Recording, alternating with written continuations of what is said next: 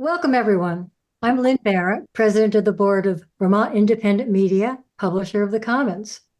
We're very excited tonight to welcome Representative Becca Balint, who will be joining us in just a few minutes. We're planning two other Voices Live discussions this spring and fall. Next up will be homelessness in April, and we're going to be doing it at the library. Following that, we're going to be doing opioid use disorder in May. And then coming in the fall, we're going to be focusing on democracy prior to the election.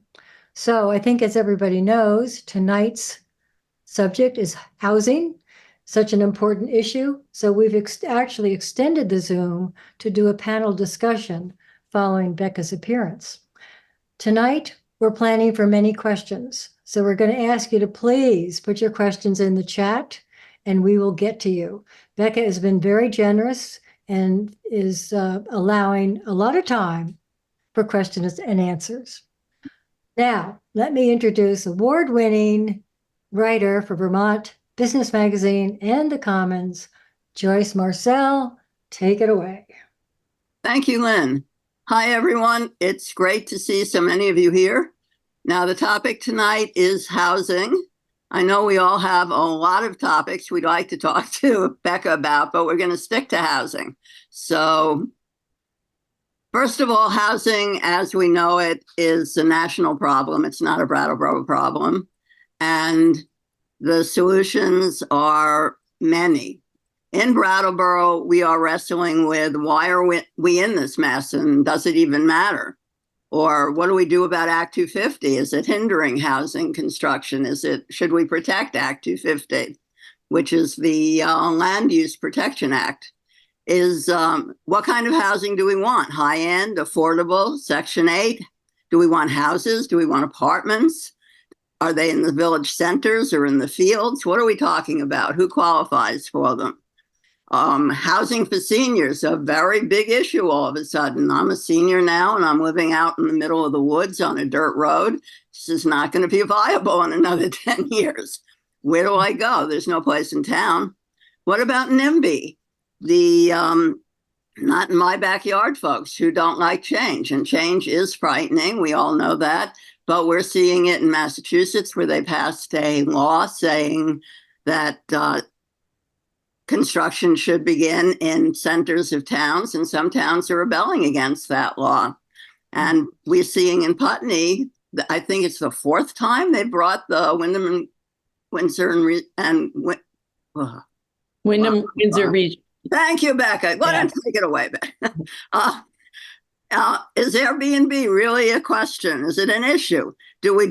Or my favorite question of all, do we just let the boomers die and then there'll be lots of housing? There'll be a glut. It's an issue, and we've got a lot to say about it. And I think the first person we're going to talk to is Becca Balint, who is a mom, a teacher, a progressive leader who comes, I read this right off your website, comes to Washington ready to fight for working families. Becca is the first woman and openly LGBTQ person to represent her home state of Vermont. Surprise, surprise, she's running for re-election. As the daughter of a working class mother and an immigrant father, Becca is deeply committed to defending American democracy and protecting vulnerable communities. She has just introduced a housing bill, which he is going to explain first, and I think you should go into some detail about it. So go ahead. Thank you so much, Joyce. And thank you to Vermont Independent Media and Brattleboro Community Television for helping to pull this great event together. So good evening. I know many of you know me, but for those of you who are meeting me for the first time, I'm Congresswoman Becca Balint, and I represented Windham County in the Vermont State Legislature for many years, and now I represent all of Vermont in the U.S. House of Representatives. And I live in Brattleboro, and I'm joining you, though, tonight from my office in D.C. And as I was telling Joyce and Lynn, I've got two staff members sitting next to me taking careful notes to make sure between the three of us, we won't miss any of the feedback that we're going to get on tonight's call. So I'm very excited to have this dialogue about one of the most pressing issues facing Vermonters, our housing crisis. And I hear about the shortage of housing from Vermonters in every corner of the state. And it's very important to me and my whole team to work together to find solutions. And as Joyce, as you said, there isn't just one solution. It's going to take moving many levers at once. So last month, I introduced the Community Housing Act. It's federal legislation designed to tackle some of the biggest barriers to addressing our housing crisis, both in Vermont and, of course, nationally, since it is a federal bill. And we are trying to offer some creative solutions and some very big investments. So it's hundreds of billions of dollars in housing investments, nearly $500 billion. And it is that big because that's what's needed. Vermont is feeling it acutely. Other states like New York and California also feeling it acutely. But pretty much every congressional district across the nation is dealing with a housing shortage. The estimate is that we are short over 3 million additional units of housing in order to meet the demand. That's because housing, as you all know, it sits at the nexus of so many of the challenges that we face in our communities, whether it's the national workforce crisis, the crushing income disparity, the devastating mental health crisis, our struggles with the opioid epidemic. We know that creating more housing is a key component to the solutions. And as I said, Vermonters know that we're in the middle of an acute crisis here. Despite the great work that was done in the legislature, both when I was there and after I left, we did invest millions of dollars, both state and federal dollars, into creating more housing, but we still have a lot more to do. I hear from Vermonters constantly that they can't find housing. They're worried that their kids and their grandkids aren't going to be able to stay in the state. And with some of the highest rates of homelessness per capita in the country, we need the power and the resources of the federal government to help. We don't have enough money in Vermont alone to help tackle that issue.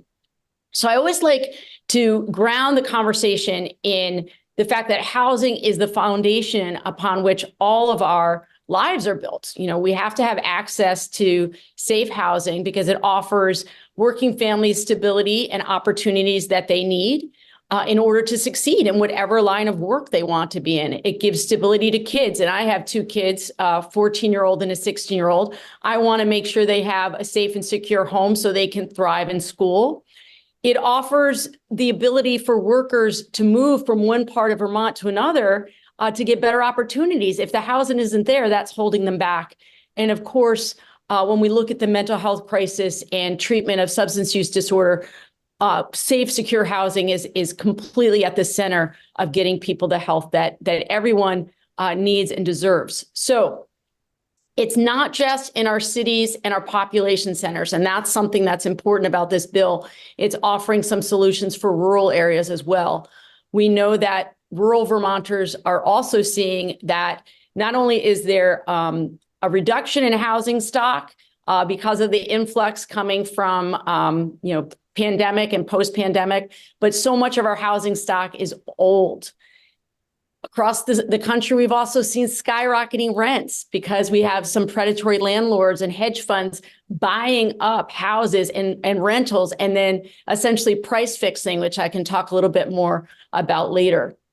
So I'm very proud to have introduced this package, but I also know it is not, it's not all inclusive. We really want to get the feedback from all of you as well. But a big part of the bill is community-based housing, which is why we're calling it the Community Housing Act. It would increase the supply of affordable and deeply affordable housing. And we have some provisions in here to help keep renters in their home and keep rents affordable for the long term. And you also talked about zoning issues in Act 250. We are really trying to incentivize eliminating the barriers to increasing the supply of housing. We've also included massive investments in the Housing Trust Fund to tap into the land trust model and shared equity model. Because again, we don't just need short-term solutions. We need housing that is going to be affordable over the long term. It also does something important in that it increases a fee that is assessed on the work that Fannie Mae and Freddie Mac do, and that additional fee will go directly into the Housing Trust Fund. So we have a stable source of income going forward, and it will provide grants to states like Vermont to produce and preserve housing for low and very low income families. The rural specific programs are also important for keeping Vermonters housed.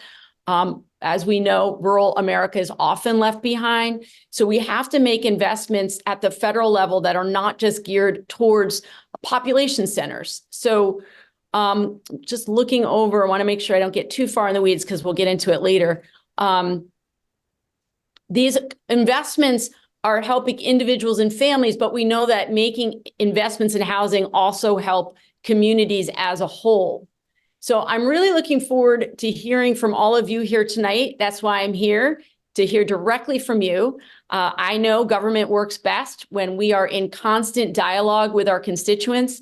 And as I said, my team is right next to me here, and we have been working on this bill for months, but it's still a work in progress. We want your feedback, and we want to hear specifically, what are you seeing and experiencing in the housing market? And what else could we do at the federal level to help address our housing crisis? The other piece, before I turn it back over to you, Joyce, I wanted to let you know there are some national organizations that have endorsed the bill: the National Low Income Housing Coalition, the National Neighbor Works Association, the Grounded Solutions Network, our local, both Windham and Windsor Housing Trust and Champlain Housing Trust, the Housing and Homeless Alliance of Vermont, the Vermont Housing and Conservation Board, and the Center for Law and Policy and Social Policy have all endorsed the legislation. But again, I'm looking very much forward to hearing from all of you on the call. And let's open it up, Joyce. Okay, before we open it up, everybody go away. No, we're getting good questions. I just need some specific idea of what we're talking about here. I mean, how is this going to, what are we talking about? I mean, it's easy to say that, but what's actually going to happen? Okay. So let's put some dollar amounts on this. So people are gonna, okay. So we have something in Congress called the Housing Trust Fund. Okay. And it grants money to states to produce and preserve low and very low income housing. Okay.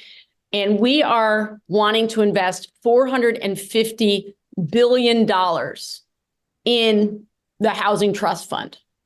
And a lot of times in Congress, you worry about what's the long-term solution for funding something like that you need to have a constant influx of cash to be able to grant out to states to build more housing. And so I touched on it in the opening. We have proposed in this bill to increase a financial fee on Fannie Mae and Freddie Mac, which would set aside additional money per fee that would then flow into the Housing Trust Fund. So we'd have this constant influx of cash to be able to grant out to states for them to be able to build more what we call affordable and deeply affordable. We also invest $150 billion in the Capital Management Fund, and this helps community development financial institutions and giving them money to focus on low-income communities to help finance loans that support affordable housing. So there are many, many parts of the bill, but the top line is there are essentially three buckets in the bill to make huge investments to increase the supply of housing. Okay, because we know the housing market from top to bottom is short millions of units. So there are many, many provisions in here to literally increase the supply of housing. Then we have rental supports in this bill to keep people housed when they may be struggling to pay rent. So we look at the ERAP program, the Emergency Rental Assistance Program, that was very successful during the pandemic, and we want to make that permanent. We want there to be a permanent fund to assist people in keeping housed when they come up short on their rent, so that we can give direct rental assistance. We also provide in here eviction protection grants. So again, there's the building more housing, there is provisions to keep people housed. And then the last bucket is looking specifically at how do we increase housing availability for rural renters. So those are the three big buckets. There's a lot within there. I did touch on one piece that I thought folks would find interesting about how you have some price fixing going on across the country with rental units. Many larger housing investors, they use an algorithm called RealPage. And what it does, it allows them to price fix rental prices across a huge area of land, which of course makes it very difficult for people to feel like they're in any kind of a competitive market. So what we would do is we would charge HUD with making a database that landlords would have to send their information to so that we can keep track through our antitrust work to make sure they're not price fixing. So there's pages and pages. It's a very big bill. There's lots in it, and would love to dive deep on anything that people are interested in. The other piece that we think is new in this bill that we're excited about is charging HUD and the Health and Human Services division to come together to create a task force to figure out how do we coordinate getting people substance use disorder treatment when they're in affordable housing, because there are limitations to what can be done in terms of medical interventions in housing. And we feel like that has been a barrier which has prevented people from staying housed. So very excited about that. Wow. Okay, that's quite a lot. Yeah, it's a big bill. And what's the chance of this getting passed? Well, there's always chance of parts of it getting passed this session. Obviously, well, maybe not obviously. I'll just say Democrats are not in the majority in the House. So we're always looking. Close. We are close. We are close. So we're always looking to see if there are parts of this that can go on to another bill that is moving. And I know from talking with other colleagues of mine, there's going to be more housing bills unrolled in the next few weeks. And we're hoping that we are going to be able to partner. But we wanted to plant a stake in the ground in this time when we're in the minority to say, once we're in the majority, everyone knows housing is a crisis. Let's put down some markers for how much money we really should be investing. Good work, Becca. Thank you. Okay, we've got lots of questions. First off, any updates on the Windham Windsor Housing Trust Vermont accessory dwelling grants that are on hold and may be transferred from a federal program to the states? I am looking at my staffer who does all housing. We don't have any additional information to share. I'm sorry. Okay. But we're making a note. We'll chase it down. Wendy Harrison wants to say, you may be thinking of the VHIP program. Yes, you are thinking of the VHIP program, the ADU program.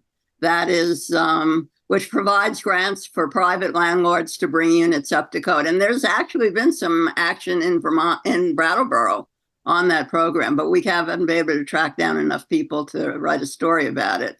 From Chris Hart. Hi, Becca. I applaud the inclusion of public housing in your bill and the removal of the fair cloth cap. I don't know what that is. Yes, this is great. You will explain it.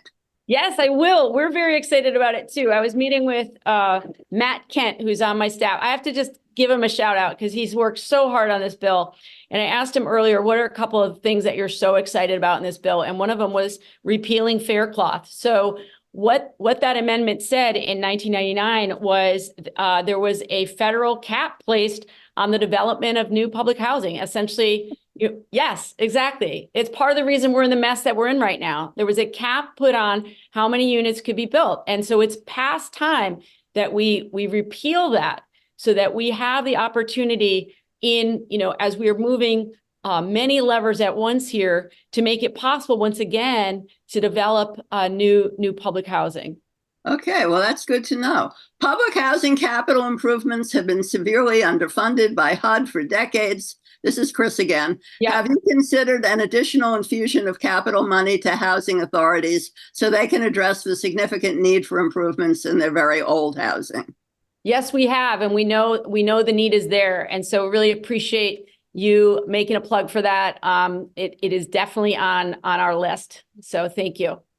Okay. Can you please ask the Congresswoman what is in her Community Housing Act to support new home ownership? Okay, great. I really appreciate that. So a couple things. One, there's a lot to support home ownership. Now we're looking at the shared equity model in some aspects of the bill, so that you've got we're going to be putting $500 million in shared equity housing fund that we're going to establish. This doesn't exist yet at the federal level, and it will award grants to eligible nonprofits and HFAs to create, expand, and sustain shared equity home ownership. And so, do you understand when you have equity that is shared with a nonprofit, it means that for as long as you are in that home, you are able to have sort of a fixed price that you know that you're going to be paying. And then we want to keep that perpetually affordable over the long term. So there's a part in there about the shared equity model. There are also, we were talking earlier about Section 8. There's a part of Section 8 that has never really been fully actualized or funded, and that's the Section 8 down payment assistance program, so that you could use the Section 8 vouchers essentially to go towards not just rental, but home ownership finally, which is how it was envisioned when it was first created. Trying to think if there are other pieces on this. The bill is so big.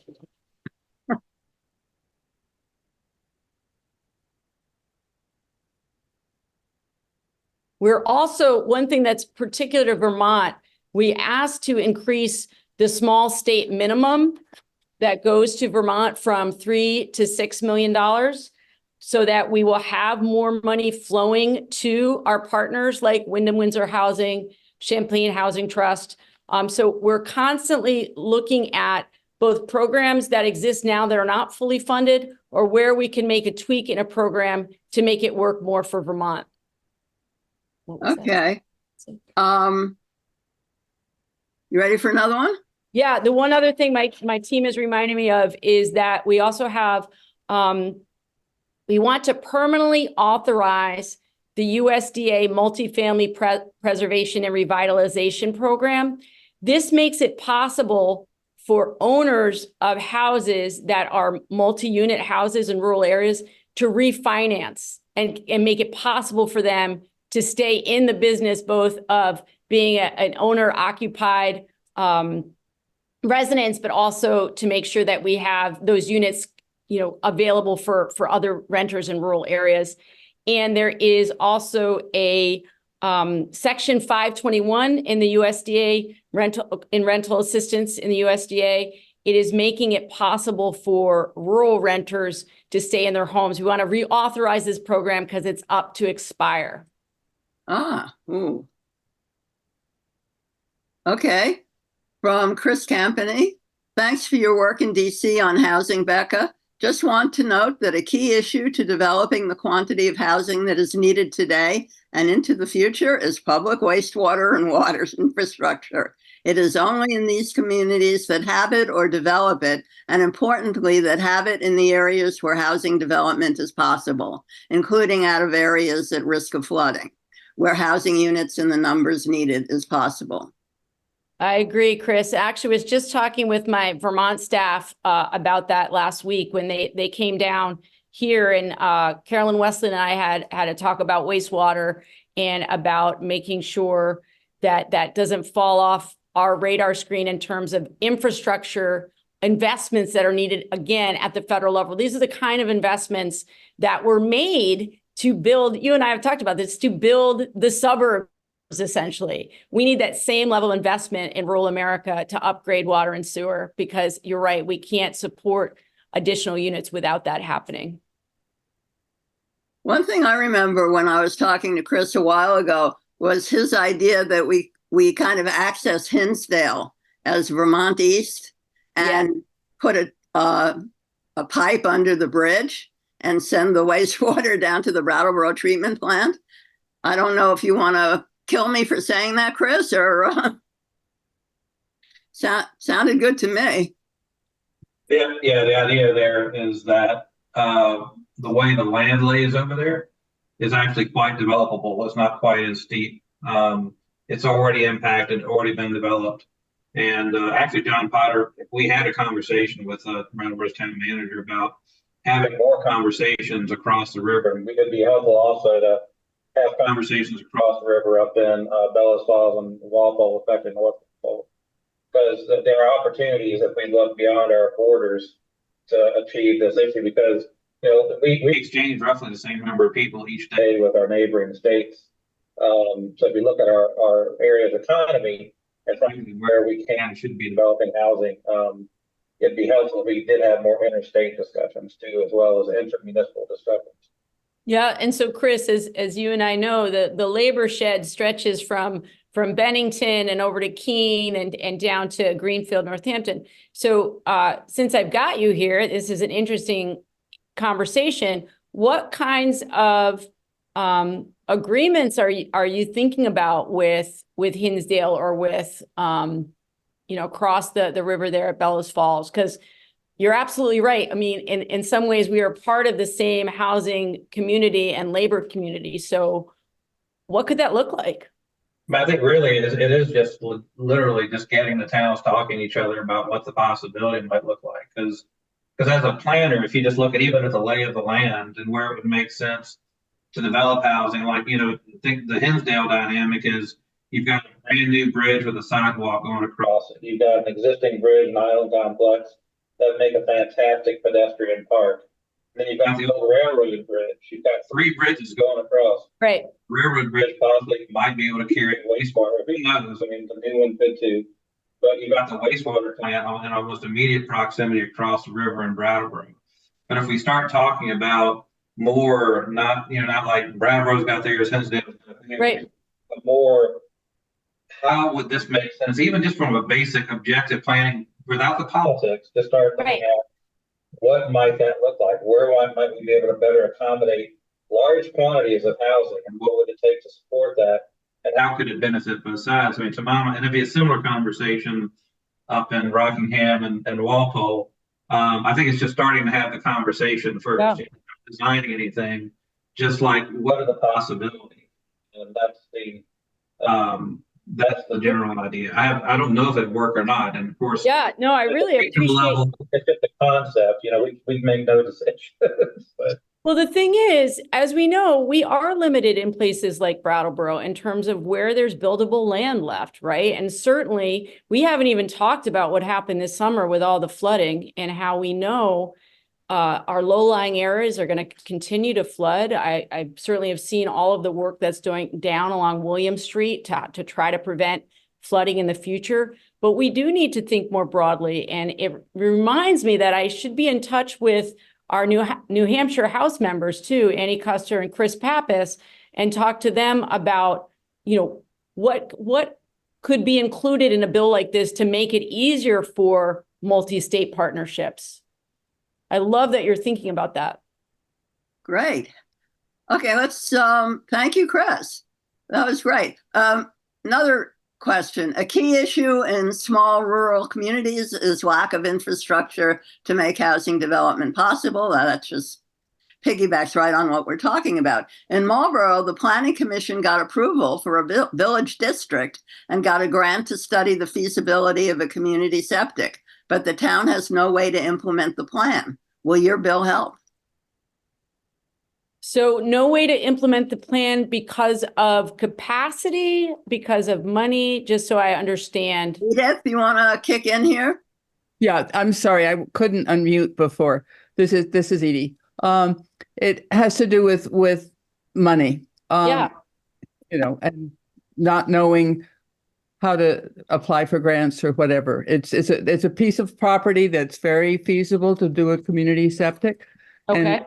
And what's preventing the village from being able to build at all, and especially affordable housing.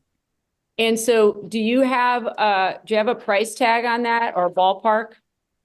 Yes, but I can't tell you right now. No, that's fine. That's fine. I think it would be great. And we can put all the information in the chat before we leave about how to, contact my office. The other thing about this bill is that many of the mechanisms for sending money to the states can be made quite flexible, and so could be used for something like this in the future that perhaps isn't the housing itself, but makes it possible to build more housing because, as Chris talked about earlier, needing more water, sewer, or septic. So we're noodling over that here, and I really appreciate that. I mean, the concept is, you can't, which we have approached Windsor Housing or anyone if you don't have any infrastructure, because they're not going to do that, and they can't. Absolutely, and It prevents anything else from happening. Right, and for a town the size of Marlborough, it's a very heavy lift financially to try to do that without support from the federal government. So the other piece that I'm thinking about is whether there's anything within the Green New Deal that was passed. I'm gonna flag for me to follow up with Ed Markey's staff in the Senate, looking at if there might be some money tucked in there. So let's definitely have you or someone else who's been part of this process be in touch with my staff. Appreciate it. Okay, great. What are the possibilities for securing funding for people with old homes and low incomes to make these houses more resilient to climate change? Not necessarily to provide more housing, though that's possible too, but just to be able to stay in our homes. Yes, so there are a couple of things in here. I'm really glad that you mentioned that. We know that part of the challenge in these older homes in Vermont is that we need, just going for my notes here. We need to be able to do rehab and refurbishing to be able to stay in homes. And I know for some older Vermonters who would like to be on one level, there aren't a lot of houses right now available on one level. So you're trying to make it work within the home that you've got. And so this bill provides grants for nonprofit developers to work with authorities to rehab old housing stock for affordable units. And it's not directly referenced to my bill, but I do support more work to weatherize. There are other bills moving through Congress that are specifically geared at weatherizing. I know that's a really important aspect of this. And I know Wendy Harrison, who was on earlier, we have had a rehab program through the state as well. I don't know if that's still being funded. I don't know if Wendy's still on the call. I think it would be helpful to know those provide direct assistance to be able to do that rehabbing. Yes, I am here. Thank you, Becca, for all you're doing. And I just love the units. The billions would just make such an incredible difference. Yes, not millions, but billions. Yes. Yes, that program is still in effect, the VHIP program. I know that you know it well. It's on pause now because we're switching between VHIP 1 and VHIP 2, and the amount per unit will be expanded, and what folks can use the money for will also be expanded, and it should be ready to go in the next couple of weeks. So thanks for everyone's patience. Wendy, could we have just a slight explanation of VHIP? We don't want to get too into the jargon here. Sure. Sorry. It's Vermont Housing Improvement Program, and it's a program that provides grants between $30,000 and $50,000 to private homeowners for the purpose of bringing apartment units up to code primarily. And then there are some incentives to rent to folks getting out of incarceration and those kinds of things.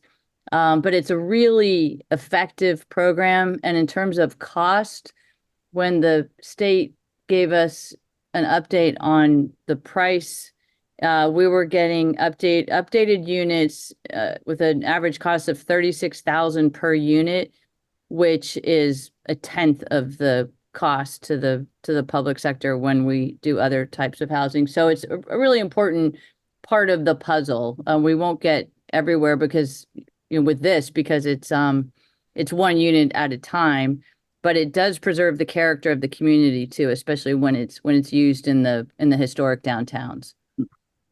Joyce, can you do me a favor? Can you read the question again, just so that I make sure I have all the details Which question was that? about staying in the home, rehabbing?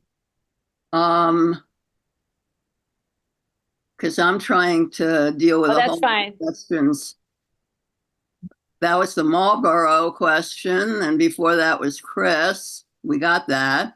Okay. And the next question is, how will this legislation help the Winston Prouty mixed income and mixed use neighborhood proposed for Brattleboro or other housing production that meets the needs of moderate to middle income households? But that's not the question you're asking about. So no, I can't help you. I'm sorry. Okay, that's all right. One other thing before I speak to that question, because I'm not sure if I mentioned it in the introduction or not, but a real thrust of this is to make sure we keep people in their homes, and we want to make the ERAP program, the Emergency Rental Assistance Program, permanent. We know that it's much more difficult once people lose their housing to get them rehoused, and it's horrible for the emotional life of that person and their family.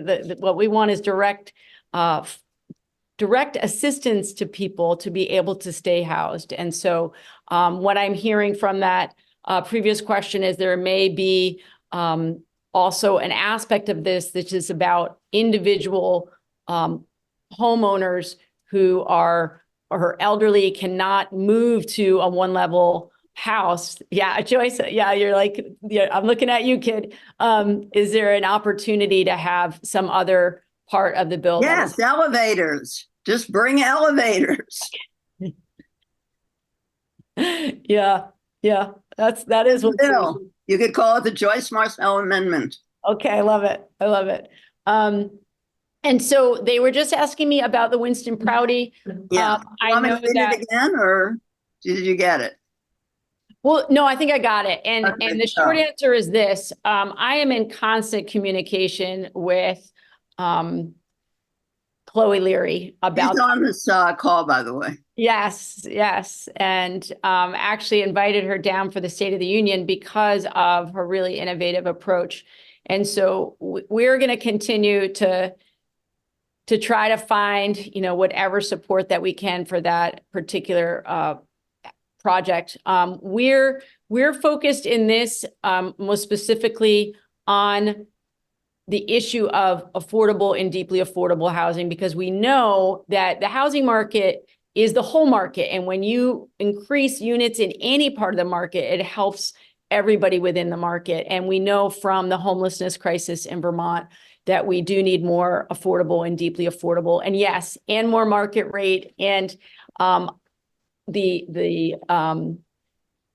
I've seen the plans for Prouty. It's very exciting, and we're gonna stay in close contact to see if there's a way that we can help. Okay. Now we're going on back to old homes. What are the possibilities for securing funding for people with old homes and low incomes to make these houses more resilient to climate change? Not necessarily to provide more housing, though that's possible too, but just to be able to stay in our homes.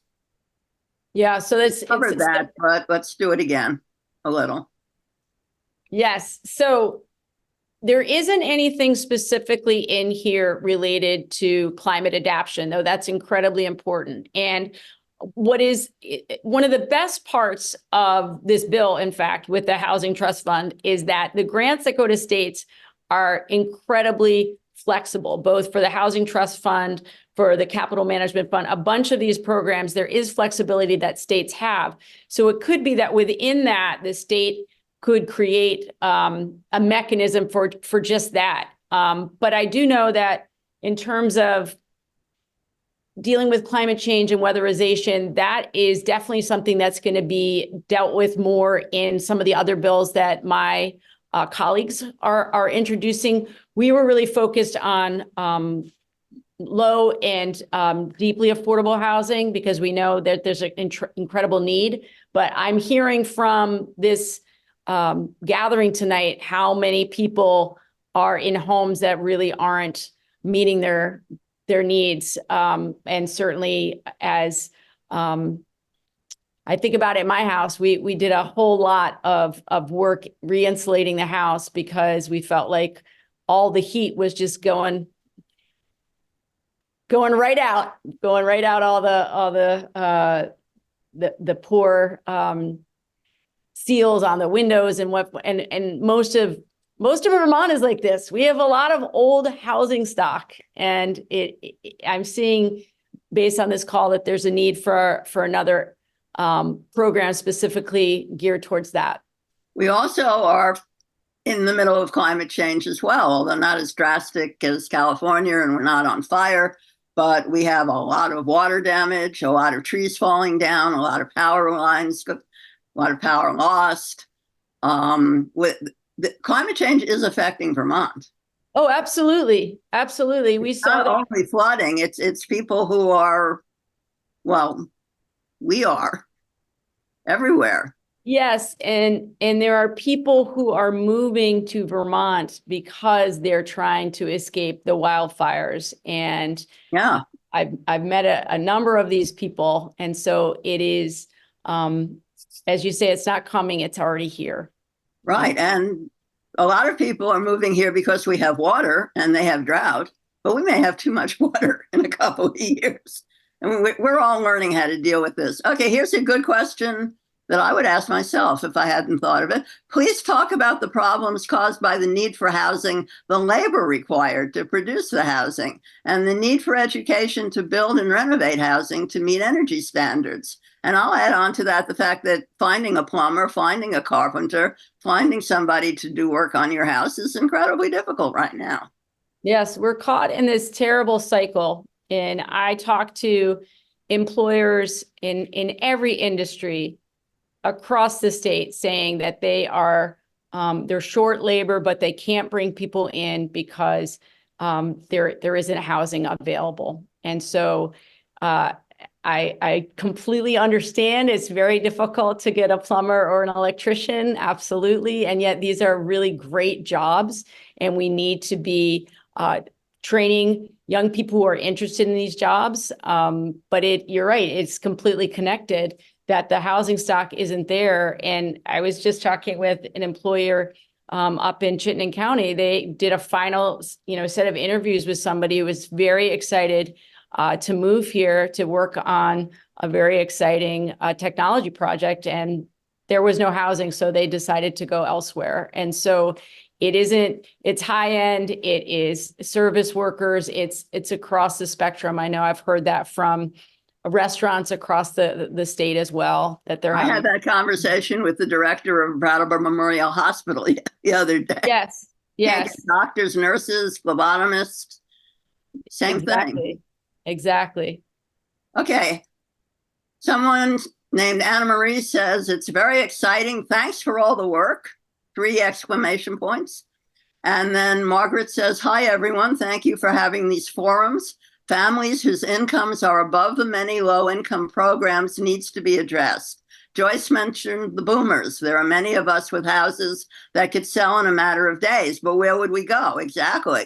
Some communities have tiny homes for seniors with public transportation nearby as needed. If you want rural areas to increase housing, water and sewer for many towns are needed. Yep. It covers the whole thing. Yes. And so I have a question for folks generally.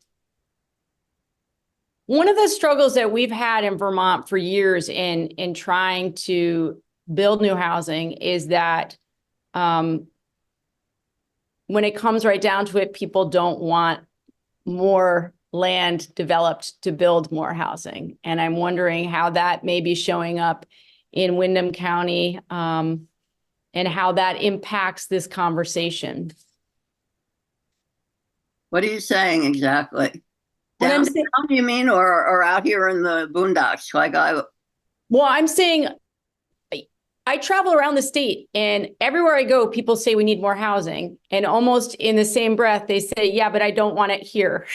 Well, that's the NIMBY problem. And I'm wondering if it's shifting. That's what I want to know. And Chris Campany, is that shifting? Chris? I don't think so.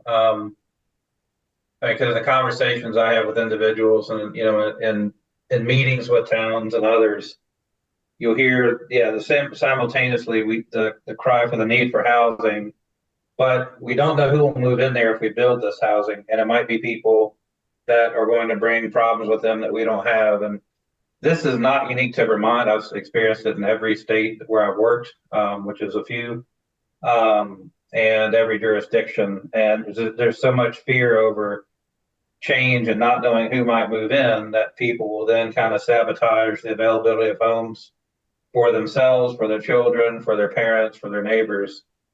I'm not 100% sure how you get over that, because even as acute as the need is now, while I'm hearing a lot more conversation about, or just a sheer recognition about the need for housing, I'm not necessarily seeing the aggressive action that needs to be taken, especially at the municipal level, to make it possible. With the exception, one of the exceptions though is Brattleboro probably has been one of the best municipalities in the state as far as trying to, get their rules and regs up to date, really looking at the infrastructure issues, really kind of leaning forward and thinking ahead. So there's actually a great model there. But one of the unique things about Brattleboro, of course, is they actually have dedicated professional planning staff to work on this stuff all the time. Yes, and we know that that is an issue, obviously, for smaller towns, if they don't have a dedicated staff for that. I think we have to make this connection for people that if you want to have a thriving downtown, you need people to be able to work and to live there, because it's funny, whenever I go out with my kids and we try to grab food downtown, they're like, why is it taking so long? I was like, because everybody has a workforce crisis and they're working as hard as they can, and we hear that across the board. The other thing I wanted to say is that I know it's sort of hard to wrap your head around it, but really adding more affordable housing benefits mid and the high end income folks too. Just adding more housing to the housing market helps at all levels. And the bill does also support mixed income developments. And that is, one of the things that they're trying to do at Winston Prouty as well. Okay, I'm going to move on because we have a lot of questions and may be running out of time. Becca, I remember you coming to Newfane Town Meeting years ago and talking about housing long before it seemed to be on anyone else's radar. This is from Deb Luskin. So it's great to have you in Washington working on this issue. My question is, does the housing bill include any provision for transportation that does not rely on private cars? It doesn't, but we know that this is a real need. And it's one of the things that we constantly come up against in trying to do any kind of work in rural America is looking at transportation. I will sit with my staff about that as we regroup and do a debrief on this. I know that it is something that is needed, and it is there. We don't specifically deal with that issue, that we're looking through. Oh, so we're looking at all the letters and bills and caucuses that I've signed on to specifically around transportation. The other thing, it's not specifically around transportation in this bill, but it is about changing the way we think about parking minimums as it relates to housing. We know that has been a barrier. And so we are thinking about using space in a different way when it comes to cars, because that can prevent more housing from being built. But you're right, the transportation piece is critical here as well. And I'm curious, Deborah, whether you have any ideas about what that could look like. Well, that would be great if she sends them to you. Christine Hart says, just an FYI for all, the number of those over the age of 70 in Windham County is projected to more than double, over 4,000 people between 2020 and 2040. Wyndham Aging is working on advocating for housing for this coming wave of seniors.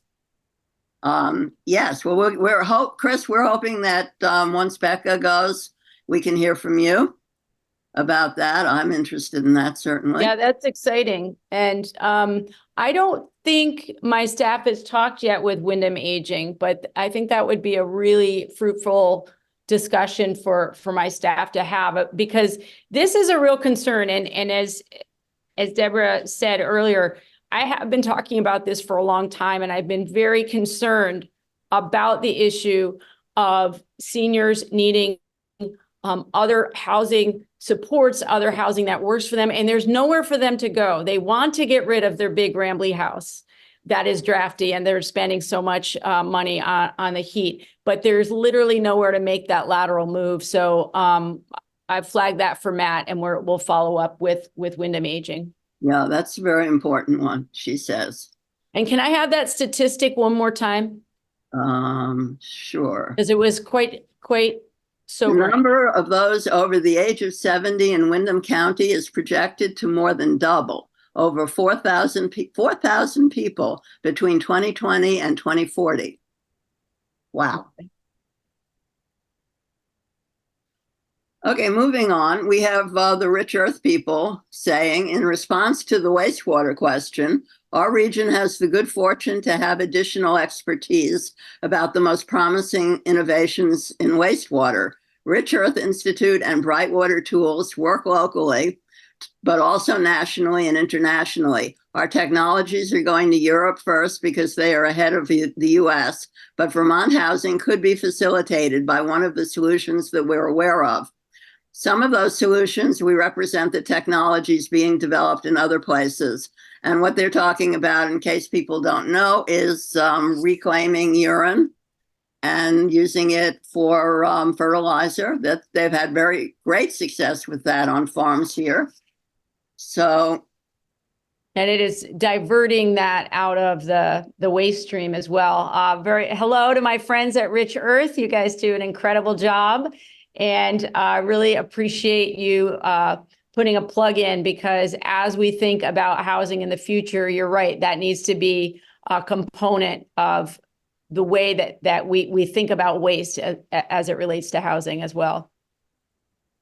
Okay, next question. I am concerned about how much of the money in the act may be targeted towards helping people pay landlords instead of helping our in-demand workforce to build equity. Can you give some rough percentages about how much money in the act would go to building equity in owner-occupied through purchase or improvement landlords and contractors?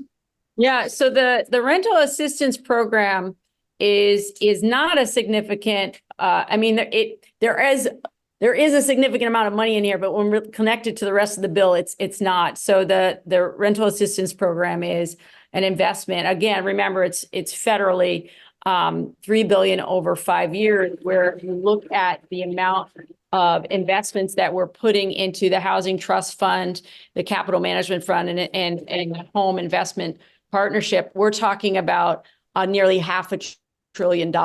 And so I understand there's this tension between, wanting to have a direct assistance program for people to be able to stay housed. That's critically important. We have a homelessness problem. We know that people get better health outcomes when they have a roof over their head. So it was important for us to have an aspect of this that is about giving people an opportunity when they're in dire straits to stay housed. That's a better option. But no, the bulk of the bill is actually investments in this shared equity model, so people can build up equity. I think it's really important that we are thinking about people having over time the opportunity to build wealth and not just to be paying rent. I understand. So it is a big part of the bill. Okay. Becca, we are almost out of time, and I've got 19 new messages. So I'm just going to throw one out here. This is from Meg Mott. Could it be that your bill might get Republican support?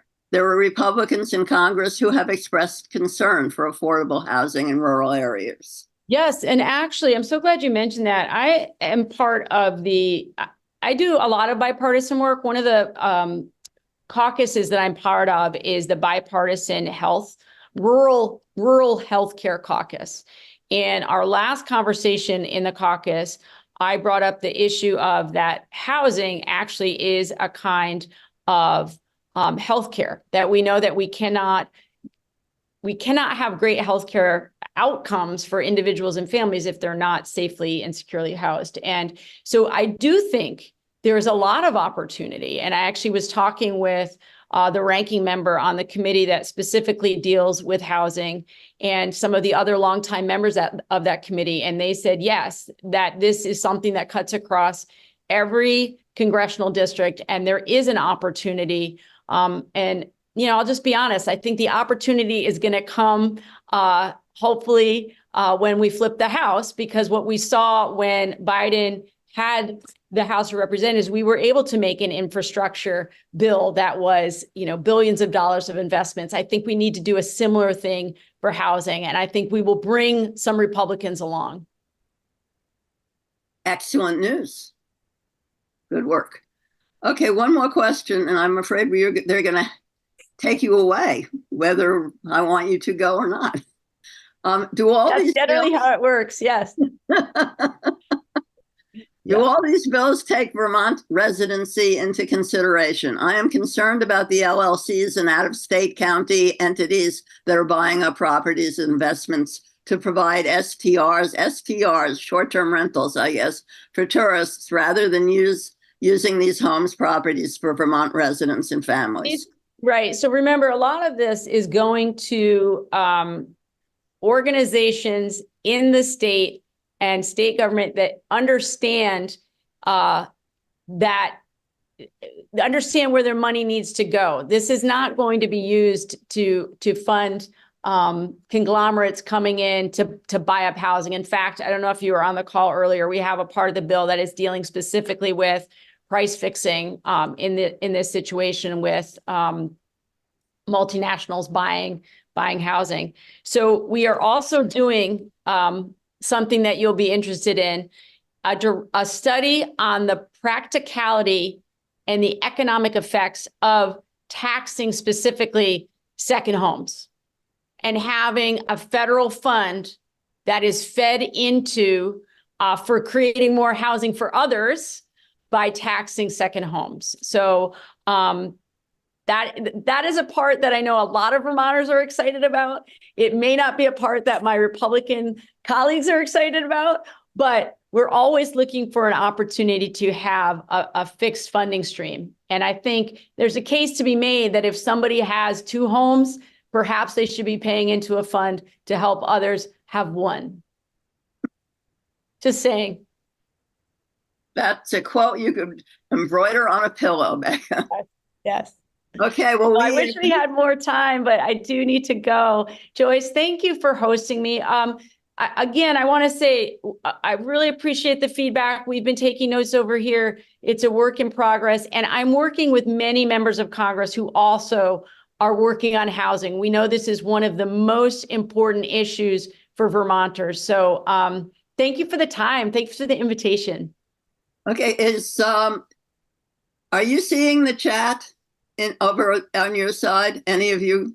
I don't have it open, but I can open it. I think I'll try to get it sent to you so you can see the other questions. Great. And I wanted to give folks my Burlington office number. Please.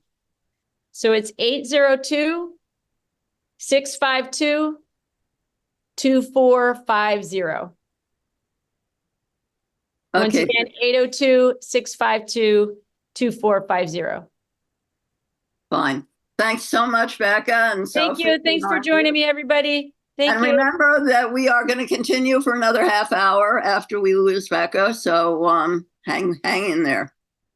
Well, the next part of this discussion, which is just going to carry on, we're going to talk to Chris Campany. We're going to talk to Chris Hart, who has actually built senior housing in Brattleboro. A miracle, if ever I heard one. And Sue Fillion. Are we here, Sue?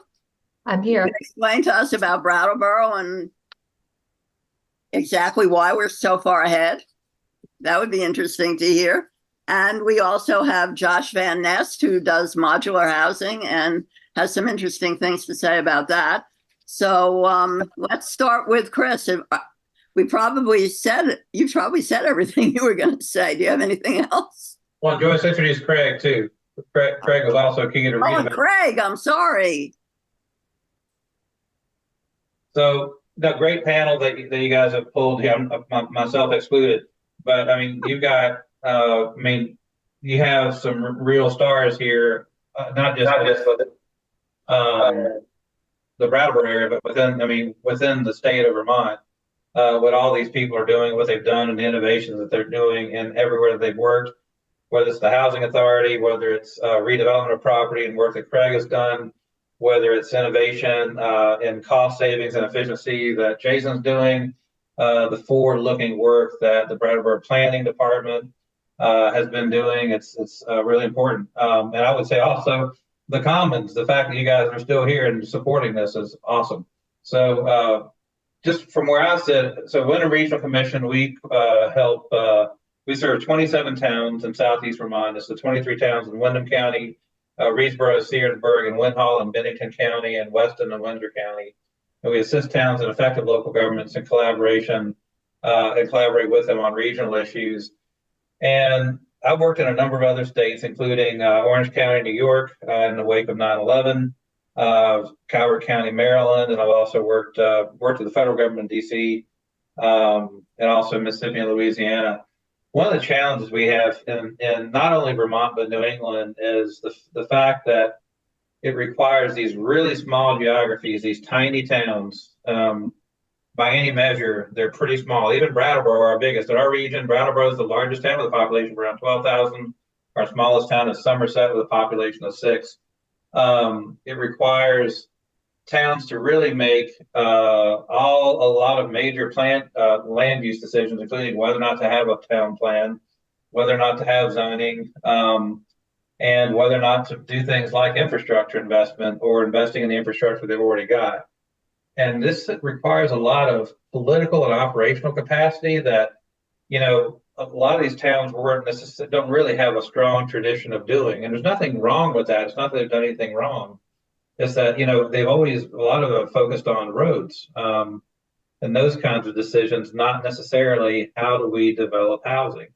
And it's also really difficult to plan for housing in these small geographies when it may actually make more sense because of the size of a neighboring village or something else to actually have more housing in the town next to you, as opposed to your town, not to kind of push it away, but just because of topography, infrastructure, existing built environment, like the whatever the nature of their village might be. So, and just to be clear, the number of units that we're talking about, and Sue can get into the housing study that they did, which looked at in 2021, Sue, or I'll let you get into it, but there's over 500 units needed right now. Londonderry did a housing study that said they need more than 300 units right now. We're talking several hundred units just in this region alone. And so we really need to talk about housing at a substantial scale, a scale that creates efficiencies that drive down cost, and a scale that actually achieves the housing numbers that we need. And the availability of public wastewater and water is a primary factor in determining where housing can be built and at the volume that's needed. I was going to share an image with folk. Okay, so this is a map that shows throughout the state, these are basically village centers and downtowns, where we have no community water and sewer, which is red. Yellow is where you have sewer only, blue where you have water only, and green where you have water and sewer. And to really achieve the scale and sizable number of housing units that we need, it's really only where those green dots exist. And if you just have wastewater, that can help, but you're going to really need a community water system too. So in Southeast Vermont, we're really talking Reedsboro, Wilmington, Brattleboro, West Brattleboro, Algiers Village, Putney, Bellows Falls, and Saxons River. And all those red dots that you see in the West River Valley Route 30 corridor and also the Route 100 corridor, those are amazing village centers that are really walkable, bikeable, desirable places to live, but it's really hard to add many dwelling units, if any, to those villages at all. The other challenge that we've got as a state is that because a lot of the money is of federal origin, there's this kind of perverse system where we make towns compete for these funds. So first they have to have the ability to compete, and they have to have the ability to administer the grants to do like wastewater and water systems planning. To my mind, it'd be a lot better that if a town decides, and it's a really not an easy decision for towns to make, but if a town decides they want to pursue this, man, just as a state, we should just have the engineering and design function ready to go to just do it, as opposed to them having to compete for a series of grants to have that done. I think it'd make it a lot easier. So one of the things I'd like to talk to Becca about, is there a way to make the EPA and other federal grant funds that ultimately come to the state easier for towns to use? And the other thing too is that the EPA wastewater grants that some of our towns like Londonderry is really led on this, Jamaica, Grafton. One of the issues is that these new wastewater systems that some of these towns are looking at implementing, they can only support what's already there. They can't support the actual smart growth. Like, how do you grow new housing units in like a more of a neighborhood setting, and ideally away and out of harm's way for flooding? And how do you actually increase the number of units in the community? And then last but not least, what we already talked about is, in cases where it makes sense, having more cross-border conversations, not only interstate, but also intermunicipal conversations. We're actually supporting it. We're working with UMass Amherst and the American Institute of Architects, Communities by Design Foundation, to work with 4 towns up in the northwest corner of our region, Winhall, Londonderry, Jamaica, and Weston, to just see what it would be like to have 4 towns collaborate on housing planning. And if that model works, then we'll replicate it elsewhere among groups of towns within the region. But that's my overview. Wow, that's a lot. Okay, let's, just to save time, move on. Chris Hart, you're on. You want to talk a little about maybe the aging, how that's aging housing and how that's going? Or Sure, I'm happy to talk about Windham Aging. We're a collaborative, a community collaborative of people. There's about 20 of us that meet monthly, and we're focused on not just housing, but all of the issues of aging, transportation, all the things that people have brought up. There were a lot of questions in the chat that really are right in the wheelhouse of Windham Aging. So I would encourage everybody to go to our website and see what we're working on. It's very exciting, and it's really needed work. As I said, we're looking at this huge wave of elderly folks coming, and we're not coming, we're here. We're here, but where are we going to put all these people? Transportation, all of that is all part of this. And I thought I wanted to just echo Becca's comment about health and health determinants. And that's, of course, one of the big areas of Windham Aging is on health and how healthy aging, health outcomes. And you can't do that if you don't have decent housing. I mean, you just have to. Transportation, we need housing for people to age in place, and that can be in an apartment, it can be in a facility. One of the things that we're advocating for in Windham County are more facility beds. So residential care, assisted living, nursing home, every level of facility. As you know, we've lost a lot of them in Windham County. And when my friends need that level of assistance, they have to leave town. They have to go to New Hampshire. And so while the state isn't really, excited about that and really is moving away from that housing, we are really advocating for it. And we're going to do more work to develop some pretty hard numbers around just how much of that we need. But we're going out and doing listening sessions throughout Windham County right now. They're fascinating. And one of the things, not a surprise, people are saying, we did one at Valley Cares, and they're saying, if they're full, where do I go? I live in Townsend, and I don't want to leave my friends. So there's an awful lot to it. It is going to be a pretty dire need, and we are mindful that when the elderly move, there's a waterfall. So I'm elderly. I leave my house. My house hopefully can go to somebody that's younger, and that starts a whole movement in the housing stock that we have. And we need to have that movement, and we're not having it. So right now, people are not leaving their houses. And I had a great discussion with Elizabeth Bridgewater of Windham Windsor Housing Trust over their rehab work.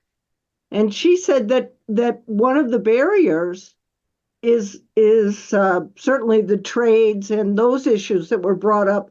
But an even bigger barrier is the psychological, mental, emotional issues that go with having to move. And it's really and I've seen this. I've seen it in the housing that we had. You can't dismiss it. It's very real. And if we don't have supports and services for seniors, both as they age in place, but also when they want to move or just make improvements, then they're not going to make them. We're just not going to be able to be there. So that's a little bit of a ramble, and I'm sorry, but Windham Aging has a great website where we're working hard on developing a vision in 2040 and really getting good, hard data about what do we need to prepare Windham County for this. We are and will be the second oldest county in the second oldest state in the country. Yeah. Thank you. I think that's very, very important, and everyone should check out the website. I'm only moving fast because we don't have much time and we want to get everybody to talk. So Sue Fillion, are you there? I am. Thanks, Joyce. Tell me about Brattleboro. Tell us about the best ahead of everybody else in the state, and it's still not working. What's going on? Yeah, it was nice to hear that. I think sometimes in our department, we're not necessarily getting the word out enough about some of the changes that we've made to try to encourage housing development. We had this experience after Irene, working with Brattleboro Housing Partnerships, trying to find a site to relocate the housing from Melrose Terrace. And really, we're finding that our zoning regulations were presenting a lot of barriers. So we did a couple of things. I mean, things lined up in various ways. But when COVID started and there was a heightened need for housing people, we started looking at getting rid of our density standards in zoning districts that have water and sewer. So what that means is a lot of zoning, it's a little technical, but you might have 1 unit per 6,000 square feet. So if you had 7,000 square foot lot, you could only have 1 unit. You weren't going to get a second unit out of that.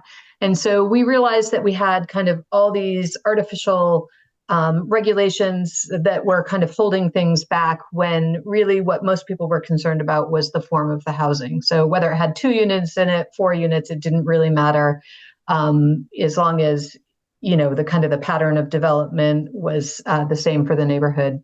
That was kind of okay. So as an emergency interim zoning during the COVID emergency, we actually got rid of that. The select board did. They were very supportive of it.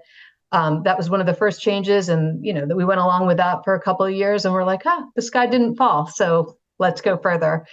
We were able to take advantage of a bylaw modernization grant from the state of Vermont, and they still have those grants available annually to really take a deeper dive into our zoning regulations and figure out where were the barriers to housing development. And we did some different things. We kind of were ahead of some of the state statute changes that were making it easier as well. We have, we treat 1 unit to 5 units as a permitted use. So we're reducing regulatory review, making it a little bit more certain for developers, particularly in this case, probably small scale developers, kind of the people wanting to build extra units in a neighborhood or something like that. But at the same time, we realized that we had a lot of, we were projecting a lot of things that people should be living with. If it was a big apartment block, everyone had to have their private space, whether it was a deck or a patio, and realizing that, those are niceties. They're not necessarily necessities when we have so many people that need to be housed, and they bring additional costs to a project. So we removed a lot of those. And then we also had a new missing middle housing overlay district where you could have up to 9 units. This was really trying to promote a certain type of housing, whether it was garden apartments, townhomes, things that we weren't really seeing a lot of development on. 5 units in a house on High Street or something like that, making it really easy to do that. And our zoning regulations were passed by the select board last summer, and we actually had our first application for a missing middle housing project, which is 9 townhomes. We actually think they're going to do an additional 3. We've been advocating for Act 250 reform. We're pleased to see some of what's coming out of the legislature. We think that, in areas like downtown Brattleboro, there's a lot of redundant review. So we're really supportive of trying to find pathways to make Act 250 easier for developers. And we're taking advantage of the different state designation programs. Village Center, we have the downtown designation, and we have the neighborhood designation area. We worked to expand that to include the Winston Prouty campus and also around West Brattleboro Village, so that certain development projects can have some of the benefits that come with those projects. So that's been really good. And then as a community, there's a real acknowledgement that housing is a big problem. I didn't mention it at the beginning, but we had done a housing action plan in 2021, and that identified a conservative need for 517 housing units, half rental, half single family. Could easily be up to 700, the demand. And so with discussions with the ARPA funds that the town of Brattleboro received, there was a lot of community support towards putting some of it towards housing. And so the select board is thinking of actually not using the ARPA funding, but we have another source of funding, dedicating some funds to that. And we're doing some work to identify town-owned lands and do some pre-development planning so that we can make those available to developers and reduce their upfront planning costs.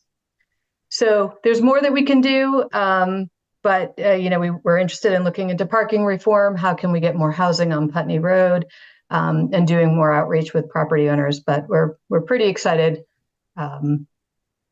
with what we're doing so far. Wow, I had no idea. I think we should do a story in the Commons on that. That was very impressive. Thank you. Okay, just to move along, and I apologize to everyone because you have so many interesting things to say. But Craig, can we get you into this conversation? I apologize for it being so late. No. I'll ask BCTV to pull up the one slide that I had, and I will be pithy and maybe provocative. What housing crisis? This is our population in 2007. And we had about 300 and some thousand people. And that is, I'm sorry, we had about 600 and some thousand people in 2007. That's the blue line on top. And 15 years later, we had, 600 and some thousand people. We have a very small increase as a percentage in our number of Vermonters. And our housing stock has grown at a similar, albeit small percentage. So why does it feel like our housing crisis is so acute? And the answer is because we have a workforce housing crisis. Fewer Vermonters are in the workforce now than were immediately prior to COVID. There's a couple of reasons for that, primarily because the folks who left the workforce were the older Vermonters that we talked about, the seniors, the boomers. So those folks left, and contrary to public opinion, Vermonters tend to stay in Vermont and stay in those houses, and those houses don't produce labor anymore. In Vermont, I'm happy that Vermont seniors want to stay in Vermont, but they stay in those houses, and those houses don't produce labor. And so we went from the highest workforce participation rate really in the country just prior to COVID, now to a significantly under the median value for the entire state. So we have a workforce problem, workforce housing problem. And I would advocate that that's where we should focus our efforts, that we should find ways to build workforce housing. And as Chris said, what does workforce housing look like? Well, when I was 22 years old, I lived in an apartment building. It was cheap, it was efficient, and it was built at scale. So Vermonters are, if we want to, have people to work in our places and have businesses to tax to generate our revenue, we're going to have to build the housing for the people who are going to work in Vermont, which means our population is going to grow because we're going to import labor, and we're going to have places for those people to live. And that is antithetical to a whole bunch of Vermonters' idea of what Vermont is, that we need to stop getting bigger, we need to stop building houses, and we need to be exactly what we are. The problem is we just got old, and we need to bring young people in, or we need to move the old people out, or we need to build new housing. So I guess in sum, we either need to move old people out of Vermont, or we need to build housing for new people. That's it. You can move me anywhere you want. Oh boy, we have to really unpack that one. Sue, you want to take it? I don't want to touch that one. We need housing. We do need all types of housing. I will say that. So, low income or affordable, very affordable housing, middle income housing. We need it all. Yeah, all housing is homeless housing. All housing is workforce housing. All housing is reducing the stress on the system. Right? Senior housing is fantastic. As Chris said, you build senior housing, you move folks out of big old 5-bedroom houses in Brattleboro into 1-bedroom senior housing apartments. You've just created, with one apartment, you've created 5 new bedrooms. We need to build all kinds of housing. Yeah, that makes a lot of sense. Okay, and just because we're running out of time completely, Jason, I hate to leave you for 3 minutes to talk, but do you want to tell us a little bit about modular housing? Sure, I'd love to. It's a pleasure to join sharp minds like Craig and Sue on this panel. You know, Sue and her staff, like Brian Bannon, are really outstanding in what they do. And Craig has been a quite very helpful bit of I'd say legal mentorship. Christine and Chris, it's a pleasure to join you as well. I'm joining you from downtown on Main Street in Brattleboro, Logic Building Systems. And we are laser focused on driving down the cost of building affordable housing. We wholeheartedly agree with assessments like Craig's and Sue's that it's great that Becca's bill is creating huge investments to increase the supply of housing, but let's make those dollars go as absolutely fast and absolutely sufficiently as possible. When you look around at our colleagues around the globe and you ask who's not in a housing crisis right now, 2 population centers, one in Northern Europe and one in Southeast Asia, really stand out.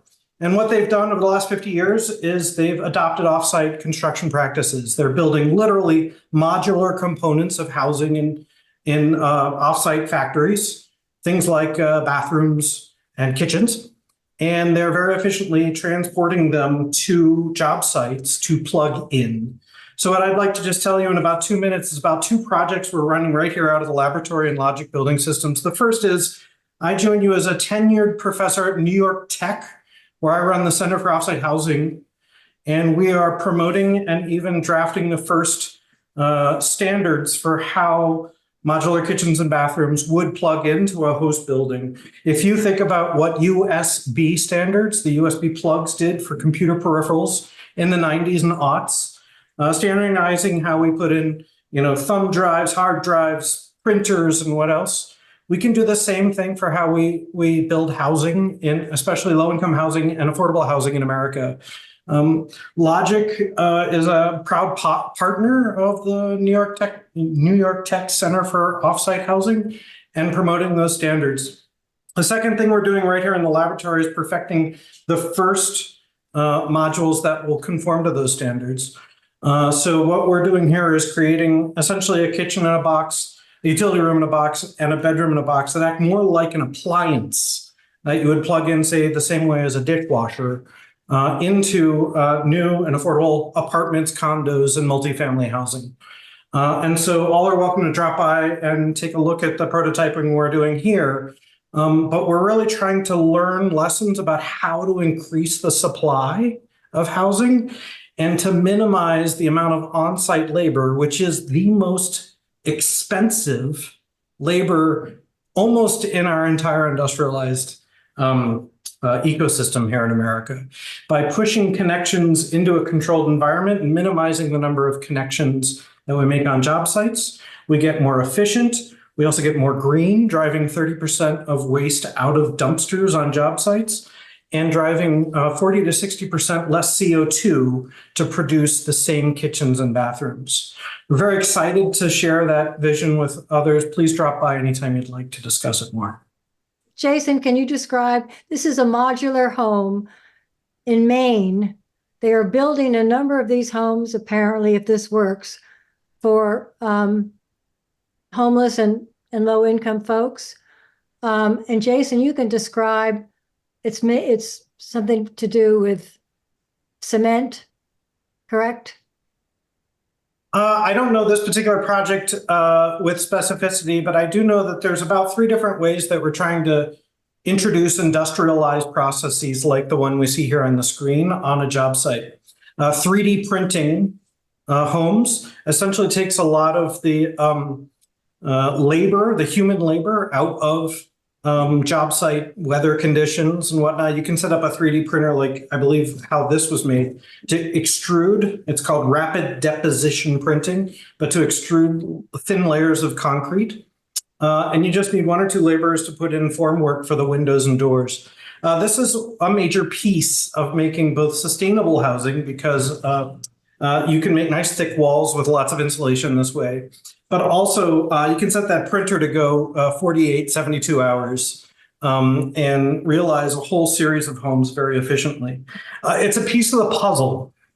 With pieces of the production puzzle like Logic Building Systems dropping in modular kitchens, bathrooms, and utility rooms to 3D printed site work like this. We really are all together driving down the cost of affordable housing.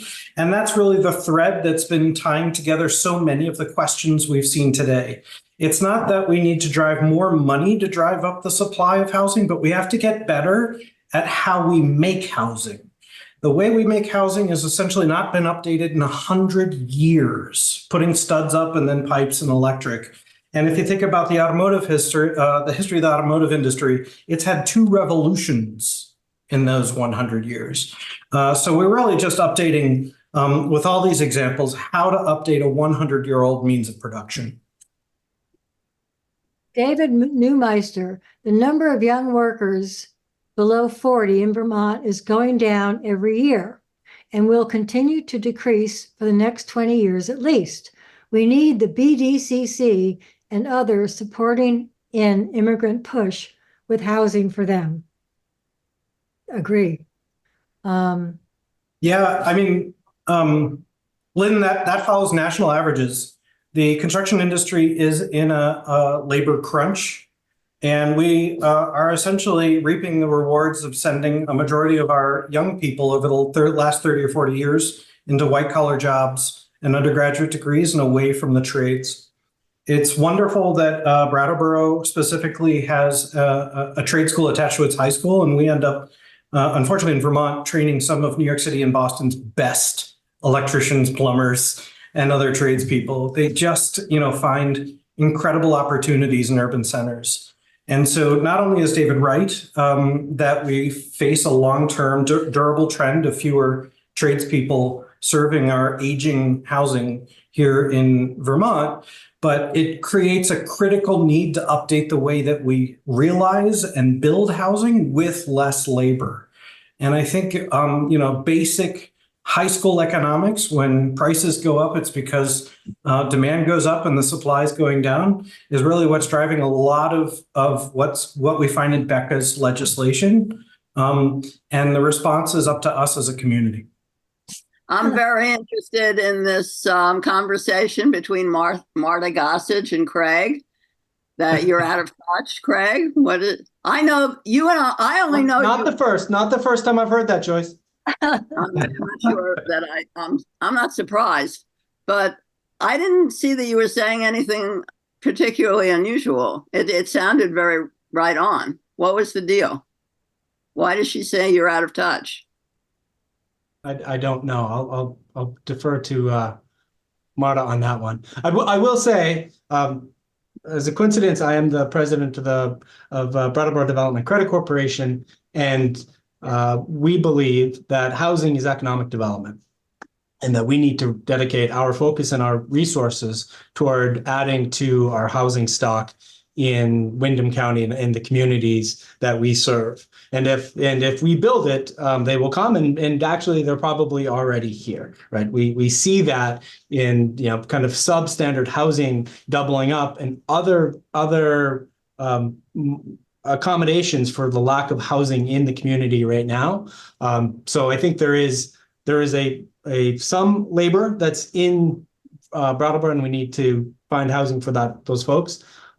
There is, of course, some international immigration that could fill in some of the housing or the workforce demand that we have. And there's also domestic in-migration, especially from regions of New England that are more densely populated than Brattleboro, Windham County, and that have surplus labor, and folks could move up. And that would be great, right? Like having new, young folks move into the community to provide that labor and start their careers and their lives would be fantastic. That's how I arrived in Brattleboro now 20 some years ago. And I hope that we can continue to, open up that door and be welcoming to folks, because we need more people in Vermont. And maybe that's the part that's upsetting. And Joyce, I'll just add, Craig is right. I think there are a number of younger workers here who are doubled up apartments, renting rooms and homes. But we got to move faster, because that, as appealing and lovely as Brattleboro and Vermont is, you're only going to rent a room in a house for so long in your late 20s, early 30s before you you say, you know, I probably need to do something different. And that's where we really need to, you know, we talk about new people, but just retaining the people we have, and appropriate housing for where they are in their life stage. And I'm afraid that as we look at the census going forward, we're going to see more people departing Vermont because of the lack of not only of affordable housing, but also just housing that's appropriate for age. And that's going to be older Vermonters too. It's going to be people who can afford to make that move. You know, I got fairly upset when I think it was the governor started saying that no, there aren't young people are moving out. No one, and then I started walking around downtown Brattleboro and asking young people, why are they here? I did that for over a year. And there are tons of young people here, young artists and musicians, music scene. They're waiting in restaurants. It seems to me like there are a lot of young people here. And are they in the West? I wouldn't know that, but I don't think you're off base, Craig, with what you're saying. I have somebody who wants to talk about tiny houses. Kim, are you there? Yeah, hi Joyce. Thanks for calling me.